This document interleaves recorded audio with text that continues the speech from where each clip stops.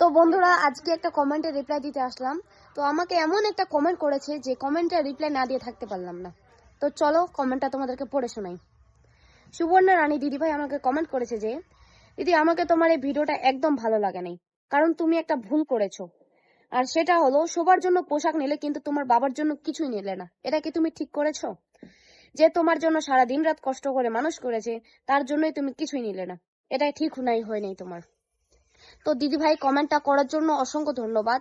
তো দিদিভাই যেটা বলতে চাইছে যে বাবা আমার জন্য সারা দিন রাত কষ্ট করে আমাকে বড় করেছে, তো তাও আমি বাবার জন্য কেন কিছু নিই নি। তো আজকে সেই প্রশ্নের উত্তরটাই আমার বাবাই দিবে। তো চলো বাবার কাছে প্রশ্নের উত্তরটা নেওয়া যাক। তো বাবা, তোমার জন্য তো আমি একটা শার্ট পছন্দ করেছিলাম, কিন্তু তুমি কেন নিতে দাওনি? আজকে সেই প্রশ্নের উত্তরটাই দাও। আসলে আমি এখনো ইনকাম করতে পারি, সে কারণে আমি কেন নিব আমার মেয়ের কাছ থেকে, বলো? ইনকাম করতে তো পারি, যখন ইনকাম করতে পারবো না তখন দেখা যাবে। তো বন্ধুরা উত্তরটা তো তোমরা মনে হয় পেয়েই গেছো। তো এরকম কমেন্ট আমাকে অনেকেই বলেছে, মানে করেছে আর কি। সেই কমেন্টের উত্তর তো পেয়ে গেলি।